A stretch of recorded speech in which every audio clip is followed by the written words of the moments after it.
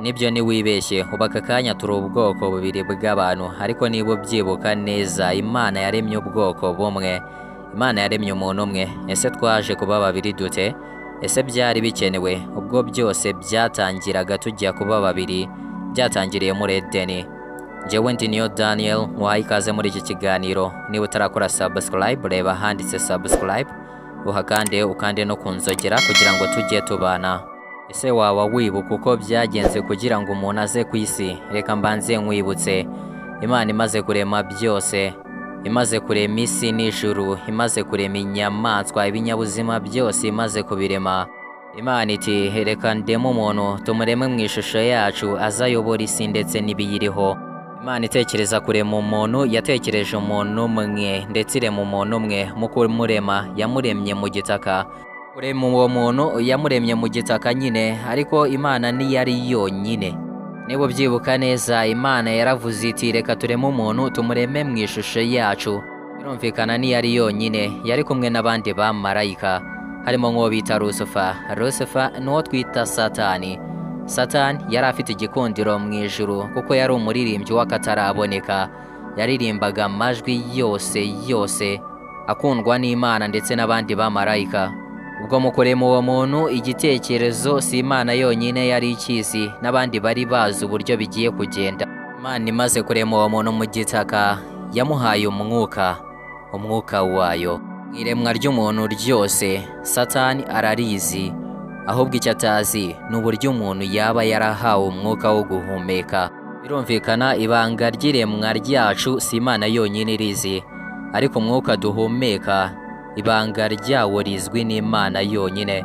Aho niho dushobora guhera dutekereza yuko Satani atabasha kwica, ntashobora gukuramo umuntu umwuka kubera ko ntazi n'uburyo wamugezemo, ahubwo twatekereza yuko umuntu apfa umunsi we wageze. Reka ibyo tubiveho. Umuntu yaremanywe, yashyizwemo n'umwuka. Imana imaze kumurema, irangije imuzanira ibinyabuzima byose ngo abyite amazina.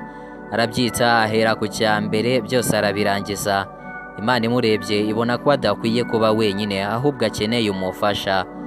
Mu Itangiriro 2:21 haranditswe ngo Imana iramusinziriza, imukuramo urubavu, ubundi isubizaho inyama. Imana iti uyu ni umufasha wawe, ni igufwa ryo mu magufwa yawe, ni akara ko mu mara yawe. Azitwa umugore kuko yavuye mu rubavu rw'umugabo. Ngayo nguko ni gutyo twabaye ubwoko bubiri bw'abantu. Ibyo byose byabereye muri Edeni. Habanje umugabo, haza umugore avuye mu rubavu rw'uwo mugabo. Niba ubyibuka neza, Adamu yari yarahawe ububasha n'ubushobozi bwose bwo kurya kuri buri rubuto rwose rwari ruri aho muri Edeni, ariko Imana imubuza kurya ku giti kimwe. Iramubwira iti nurya kuri iki giti no gupfa uzapfa. Adamu yari yarabyumvishe rwose, yumvaga atakora ikosa ryo gusuzugura Imana na gato ngo akore icyo yabujijwe. Babayeho neza rwose, babaho muri paradizo, nta nzara, nta kurwara, nta no gupfa. Nibyo byumvishe neza, nta gupfa kwabagaho. None byaba byaraje kugenda gute kugira ngo dutangire gupfa? Kuri iyo ngingo y'itangira ryo gupfa, ntitwabura kuvuga ko byahereye ku ishukwa rya wa muntu wavuye mu rubavu akitwa umufasha, tukaba tumwita Eva. Wakwibaza tuti iryo shukwa ryari rimeze rite? Ese ryaje rite? Muri uko kubaho muri Edeni babana neza, mu ijuru haje kubaho kwigomeka kwa wa mumarayika bitaga Lucifer, ari we twita Satani. Nawe yari akeneye ububasha ndetse n'ubushobozi bwo kuba yarema umuntu, nawe akareba ko yayobora, akareba ko yaba nk'Imana. Uwo Lucifer niwe wagiye agenda mu ishusho y'inzoka, ubundi ashuka Eva ati impamvu Imana yababujije kurya kuri kiriya giti nuko muramutse mukiriyeho namwe ubwanyu mwaba nk'Imana.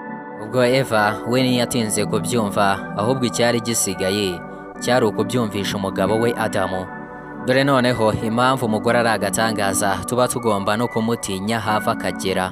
Adamu yumvaga nta cyabaho ngo kibashe gutuma yakora icyo Imana yamubujije, ariko umugore we araza amujya mu matwi, amwumvisha uburyo ki bwose bagomba kurya kuri ruriya rubuto Adamu yari yarabujijwe n'Imana ye.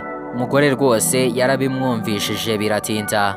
Adamu iby'Imana yamuremye, yamuhaye umubiri, yamuhaye umwuka wayo, imuha ibyo kurya byose, imuha umunezero yari akeneye, imuha kuyobora isi ndetse n'ibiyituyeho, abifasha hasi, ubundi akurikira iby'umugore we. Byarangiye rwa rubuto babujijwe baruriyeho. Bamaze kururya nta kindi cyabaye, mwese murabizi. Ababagaho batambara babona nta kibazo, basaga nk'abahumuwe amaso. Bose batangira kwihishanya nabo ubwabo kuko bari bambaye ubusa. Ubwo bumvisha imirindi y'Imana bajya kwihisha. Imana nk'ibisanzwe iti Adamu. Adamu ati cwe. Ati Adamu. Adamu ati erega Mana mfite isoni kubera ko nambaye ubusa.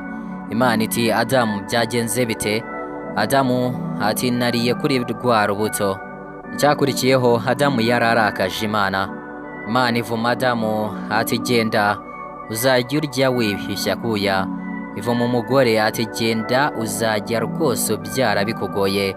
Ivuma na ya nzoka iti wowe nkuvumye kuzajya ugenda ukurura inda hasi. Ngayo nguko ni gutya imihangayiko yaje, ni gutya imivumo yose yaje, ni gutyo twatangiye kurya nyine twihushya kuya abagabo. Abagore namwe ni gutyo mwatangiye kubyara mu bubabare bukomeye. Ngayo nguko byose byaturutse ku ishukwa ry'umugore ubundi ashuka umugabo. Umugore rwose mukumvisha umugabo ikintu ni ibintu biba byoroshye cyane.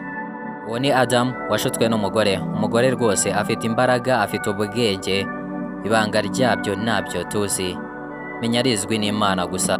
Umugore ugendana umuntu akagendana undi muntu mu nda ye amezi 9 yose, ubwo urumva wari umuntu utekereje ku bubasha bw'umugore bwose, ufite kwicara ukiga. Uribuka inkuru ya Samson, umunyembaraga twese tuzi mu mateka twaba twarumvisheho. Ibanga ry'imbaraga rye nta n'umwe wari urizi, ryari rizwi nawe ndetse n'Imana yarimuhaye. Ariko uribuka icyo bamuteze kugira ngo iryo banga rimene? Iryo banga ubyibuke, Imana yari yaramubujije kurivuga, yari yaramubwiye ko narivuga ashobora no kuzabura imbaraga ze zose. Ariko bamuteze umugore bitaga Delila. Kumugeraho rwose mu magambo aryoshye byarangiye amubwiye ibanga ry'imbaraga rye. Kubera akarimi karyoshye k'umugore yibagiwe iby'Imana yamubwiye, ubundi yumva umugore Delila amena ibanga ry'imbaraga ze. Icyabaye nta kindi urakizi, yogoshwe umusatsi we ubundi imbaraga ze zose ziragenda kuko zavaga mu musatsi. Ubwo ni ubwenge bw'umugore. Icara wige. Njyewe ndi Niyo Daniel, buri munsi dukora post, tunejejwe no kubaha inkuru zibigisha. Kora subscribe kugira ngo tujye tubana. Urakoze cyane.